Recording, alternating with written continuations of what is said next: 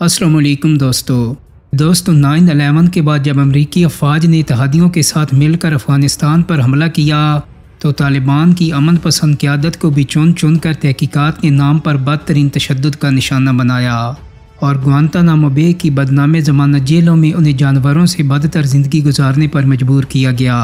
ताहम उनमें से अक्सर कैदी बेगुनाह साबित हुए। मुल्ला अब्दुल सलाम ज़ईफ़ अफ़गान हुकूमत के हाजिर सफ़ीर के तौर पर पाकिस्तान में तैनात थे, लेकिन अमेरिका ने अक़वाम मुत्तहिदा के चार्टर और सफ़ारत के तमाम आदाब व असूलों से नाराफ़ करते हुए पाकिस्तानी हुकूमत को मजबूर किया और उनको गिरफ़्तार करके गुआंतानामो बे ले जाकर जिस मेहमाना और इंसानियत सोच तशद्दुद को रवा रखा। इसको मुल्ला ज़ईफ़ ने अपनी आपबीती में रकम करके मुहज़्ज़िब मुल्कों के मुँह पर तमांचा रसीद किया है। दोस्तों, पहली किस्त में हम आपको बता चुके हैं कि कैसे मुल्ला ज़ईफ़ को पाकिस्तानी हुकाम ने अमेरिका के हवाले किया था। अब वहीं से आगे बढ़ते हैं। मुल्ला ज़ईफ़ बताते हैं कि मुख्तलिफ फ़ौजी आते रहे और हमें लातों और घूंसों से सख्त मारते रहे, यहाँ तक कि फ़ौजी अपने बूटों से हमारी उंगलियां ज़मीन के साथ रौंदते रहे और हमारी चीखें बुलंद होती रहीं।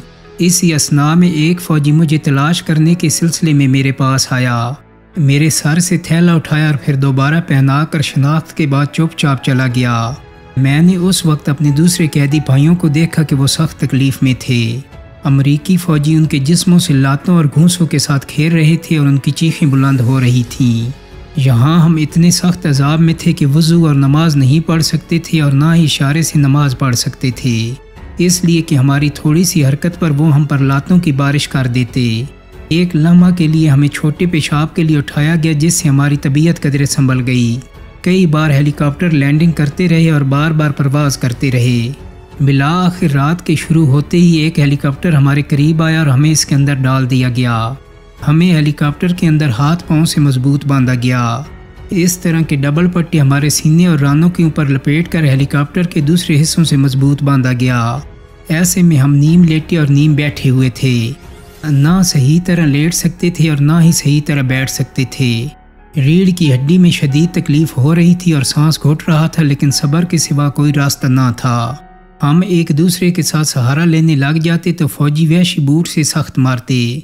साथियों को पेशाब और प्यास के तकाजे के बावजूद इजाज़त नहीं मिलती थी। तर्जमान भी ना होता था और अगर होता भी था तो वो भी फौजियों के साथ मिला होता था। रास्ते में 2 जगह हेलीकॉप्टर उतरा और फिर उड़ान भरी। आखिरकार काफ़ी देर बाद हेलीकॉप्टर एक जगह उतर गया और ये बगराम एयरपोर्ट था। मुझे फौजियों ने बड़ी बेदर्दी के साथ नीचे पक्की ज़मीन पर फेंका। चंद फौजी ये नारे लगा रहे थे कि ये उनका बड़ा है। फिर उन्होंने मुझ पर लातों और घूंसों की बारिश शुरू कर दी। मेरे जिस्म से कपड़े अलग हो चुके थे, खाली सर पर थैला और हाथ पाँव में बेड़ी लगी हुई थी। ताज़ा ताज़ा बर्फ़बारी हुई थी और चंद घंटों की मार पीट के बाद उन्होंने मुझे नंगा बर्फ़ पर फेंक दिया। फौजियों की मौजूदगी में एक खातून मुसलसल गज़ल पढ़ रही थी और फौजी लोग मेरे जिस्म के साथ खेल रहे थे।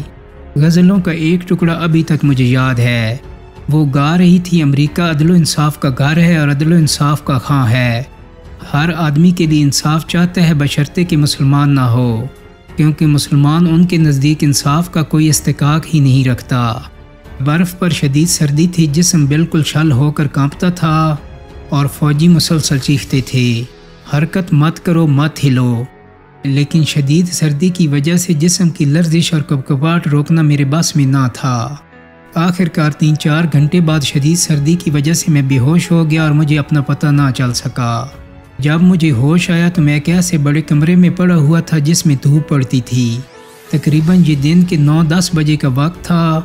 मेरे जिस्म में शदीद दर्द था जो मेरे लिए बिल्कुल नाकाबिले बर्दाश्त था।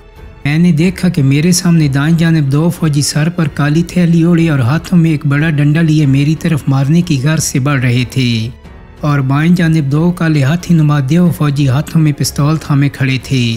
दूसरे फौजियों के पास बंदूकें थीं। मेरे सर पर खड़े सब एक ही बुलंद आवाज़ में ये 3 चीज़ें पूछते थे, उसामा कहाँ है, मुल्ला उमर कहाँ है, तूने न्यूयॉर्क और वाशिंगटन के बारे में क्या किया। ये लोग जब मुसलसल चीखे और फिर इन्हें मालूम हुआ कि मेरे अंदर बोलने और हरकत करने की ताकत नहीं, तो उन्होंने कुछ वक्त के लिए मुझे छोड़ दिया। फिर आसमानी कलर का यूनिफॉर्म पहना कर मुझे एक ठंडे गड्ढे में फेंका गया। शदीद तकलीफ़ और सर्दी की वजह से मैं फिर बेहोश हो गया। जब दोबारा होश आया तो मैं एक लिहाफ के अंदर लिपटा हुआ था। बड़ी मुश्किल से मैंने सर लिहाफ से इस हाल में निकाला कि मेरे हाथ और पांव जंजीरों से जकड़े हुए थे। मैं सोचता रहा कि यही क्यूबा का जेल खाना ग्वांतानामो बे होगा, लेकिन फिर नज़र दौड़ाने के बाद मैंने वहाँ दीवारों पर तालिबान की पुरानी तहरीरें बमा तारीख देखी तो मुझे पता चला कि ये तो क्यूबा नहीं अफ़गानिस्तान ही है। ये एक छोटा सा टूटा फूटा कमरा था। गेट पर एक अमेरिकन खातून फ़ौजी बैठी थी जो मेरे पास आई और पूछा कि आपको क्या चाहिए, लेकिन मुझ में तो ज़बान हिलाने की सकत ना थी। वो बार बार पूछती कि आपको इंग्लिश आती है। आखिर जवाब ना मिलने पर वो वापस जाकर अपनी जगह बैठ गई। ये असर का टाइम था। पूरे दिन की नमाज़ें क़ज़ा हो गई थीं और मेरे अंदाजे के मुताबिक अब तक 24 घंटे गुजर चुके थे कि मैंने ना कुछ खाया ना कुछ पिया था। जिस्म की सारी हड्डियों में शदीद दर्द था। मेरे सर और कंधों को फ़ौजियों ने तशद्दुद करके तोड़ दिया था। मेरा चेहरा खून से सुर्ख था और मैं बड़ा परेशान था कि और मज़ीद क्या होगा। रात आ पहुंची, जनरेटर स्टार्ट हुआ और कमरे के अंदर बल्ब रोशन हुआ। मेरी ज़बान में थोड़ी सी हरकत पैदा हुई और मैंने फ़ौजी खातून से धीमी और पस्त आवाज़ में कहा, क्या आप मेरी मदद कर सकती हैं? उसने पूछा किस चीज़ की ज़रूरत है। मैंने नमाज़ पढ़ने की इजाज़त मांगी तो उसने इजाज़त दे दी और मैंने जंजीर में बंधे हाथों से तयम्मुम करके नमाज़ पढ़नी शुरू कर दी। इसी असना में 2 और आदमी आए और कोने में छुप कर बैठ गए। मैं बहुत डर रहा था कि नमाज में ही मुझे रोक ना दें, लेकिन अल्लाह ताला ने खैर का मामला किया और मैंने नमाज पढ़ ली। नमाज से फारिग होने के बाद मैं उन 2 आदमियों की तरफ मुतवज्जो हुआ। एक फ़ौजी वर्दी में जबकि दूसरा मुल्की सिविल लिबास में था। उसने मुझसे फ़ारसी ज़बान में पूछा कि क्या हाल है। उसका लबो लहजा ईरानी फ़ारसी की तरह मायल था और उसका नाम फरीद था। वो असलन अमरीकी था और ईरान में उसकी परवरिश हुई थी, जबकि दूसरा एक मोटा काला अमरीकी था। इन 2 आदमियों ने मुझसे पूछा आपकी सेहत कैसी है, सर्दी तो नहीं लग रही। मैं तो सिर्फ अल्हम्दुलिल्लाह कहता था। इसके बाद उन्होंने सवालात पूछने शुरू किए। पूरे सवालात का महवर सिर्फ एक ही होता था कि उसामा और मुल्ला उमर कहाँ हैं। मैं जो उनकी ज़िंदगी और मौत से बेखबर था तो जवाबात अमूमन नफ़ी में थे। इस पर उनके चेहरों के रंग बदलते रहे और आहिस्ता आहिस्ता उनका लहजा सख्त होता रहा। उनकी बातों में धमकी का पहलू साफ और वाज़ह था, लेकिन मेरे पास वही मनफी जवाब था और उनके सख्त रवैये ने मुझ पर कोई असर नहीं किया। खैर वो मुझे छोड़ कर चले गए। 6 दिन गुजर गए थे, मैंने खाना नहीं खाया था, इसलिए कि 1 साल पुराना पैक शुदा फ़ौजी खाना या तो मैं खा नहीं सकता था या फिर मुझे उनके हलाल व हराम का पता नहीं चलता था। 6 दिन के बाद मुझे आधी रोटी और 1 कप चाय तफ्तीशकार की तरफ से मिली। इसके बाद तकरीबन 1 रोटी रोज़ाना मुझे देते थे। मैं 1 महीने से यहाँ था और यहाँ मौजूद फ़ौजियों को ये हुक्म था कि मुझे सोने ना दिया जाए। 20 दिन तक मैं यहाँ बेसर व सामानी के आलम में हाथ पांव बंद कैद में था। मेरे हाथ पांव खाने के लिए और ना ही किसी दूसरी ज़रूरत के लिए खुलते थे। इसके बाद ईरानी तफ्तीशकार के ज़रिए मुझे एक छोटा सा पैकेट साइज़ कुरान मजीद मिला तो अब मैं इसकी तिलावत में मसरूफ़ रहता था। लेकिन शदीद सर्दी थी और बाज़ औक़ात मैं अपने ऊपर ओढ़नी को भी सीधा नहीं कर सकता था, इसलिए कि सर्दी के मारे मेरे हाथों की उंगलियां शल हो जाती थीं।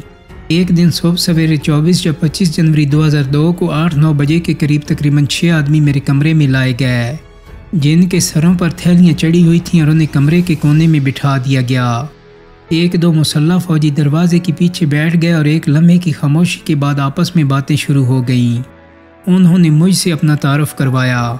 उन 6 के नाम ये थे: सालिम सक्कर, सुलेमान यमनी, शेख फैज़ कुवैती, शमीरुल जज़ायरी, तारिक मोहम्मद कासिम हलीमी।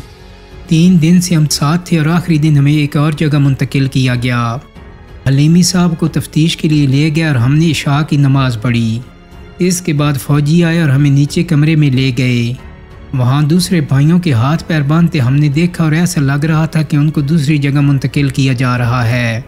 तकरीबन 20 के करीब कैदी यहाँ मौजूद थे जिनके हाथ पांव और सर मजबूत बांधे गए थे, जो कि किसी और जगह मुंतकिली की अलामत थी।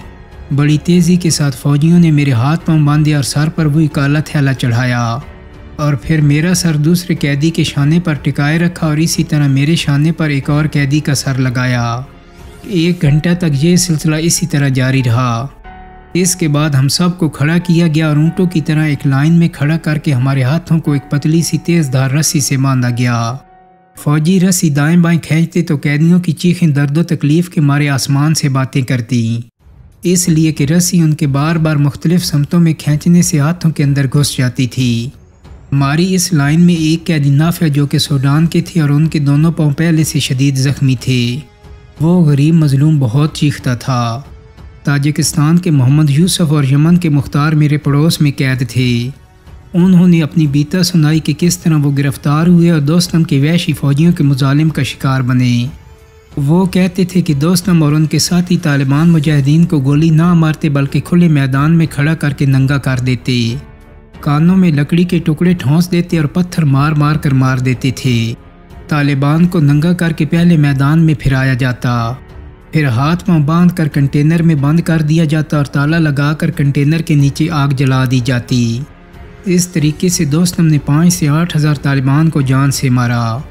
محمد یوسف نے بتایا کہ میرے ناخن پلاس کے ذریعے نوچے گئے۔ وہ باقاعدہ پاسپورٹ لے کر افغانستان گیا تھا اور قندوز میں مزدوری کیا کرتا تھا۔ وہ کہتا تھا کہ ایک کنٹینر میں 300 طالبان کو ٹھونس ٹھونس کر بند کیا جاتا۔ کنٹینر کے باہر جو آوازیں سنائی دیتی تو لگتا کہ وہ سخت تکلیف میں مبتلا ہیں۔ ان میں سے کوئی کہتا کہ حضور صلی اللہ علیہ وسلم آ رہے ہیں، کوئی کہتا ہم جنت جا رہے ہیں۔ یوسف نے کہا کہ مجھے بھی 3 دن تک کنٹینر میں بند رکھا گیا۔ 3 دن بعد جب کنٹینر کھولا گیا تو اس میں صرف چند افراد ہی زندہ بچے تھے، جن میں سے ایک میں بھی تھا۔ ملا ضعیف لکھتے ہیں کہ ایک بار مجھے تفتیش کے لیے لے جا کر کمرے میں سفید کرسی پر بٹھایا گیا اور خلاف معمول ہاتھ پاؤں کھولے گئے۔ ایک چمکیلی آنکھوں والے چالاک امریکی نے ایک سفید ریش فارسی بولنے والے ترجمان کے ذریعے بتایا کہ یہ مشین جھوٹ معلوم کرتی ہے۔ پھر مجھے اس مشین پر بٹھایا گیا۔ میں نے کہا کہ یہ مشین پہلے کہاں تھی؟ آپ نے مجھے 3.5 سال عذاب سے دوچار رکھا۔ اگر یہ مشین پہلے استعمال ہو جاتی تو آپ کو سچ جھوٹ کا پتہ چل جاتا۔ اس نے پہلا سوال پوچھا، آپ کو کون بہتر جانتا ہے؟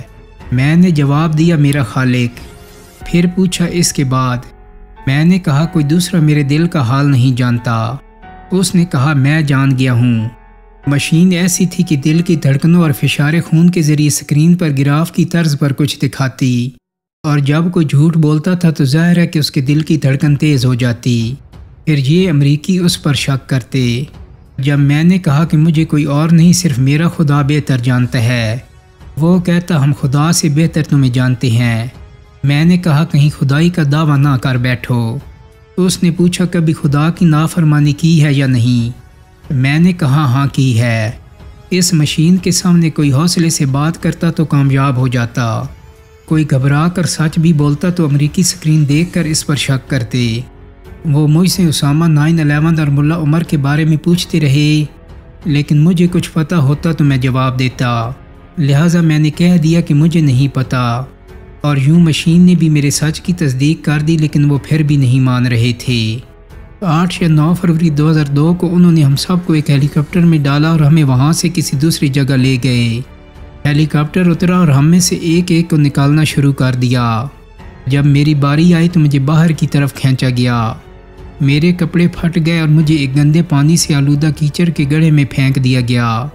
اس کے بعد ہمیں تفتیش کے لیے لے جایا گیا تو ہر طرف کیمرے آن ہو گئے۔ برہنہ انسانی قیدیوں کی تصاویر لی جانے لگیں۔ ہر طرف سے کیمروں کی لائٹیں لگ رہی تھیں۔ ننگے قیدیوں کی تصویر کشی اور ان سے تحقیقات امریکیوں کے لیے بڑا تماشا تھا۔ میرے سر سے اچانک تھیلا اٹھایا گیا۔ اوف اللہ، کیا وحشتناک منظر تھا۔ ہم تمام بھائیوں کو ننگا کر کے عذاب دیا جا رہا تھا۔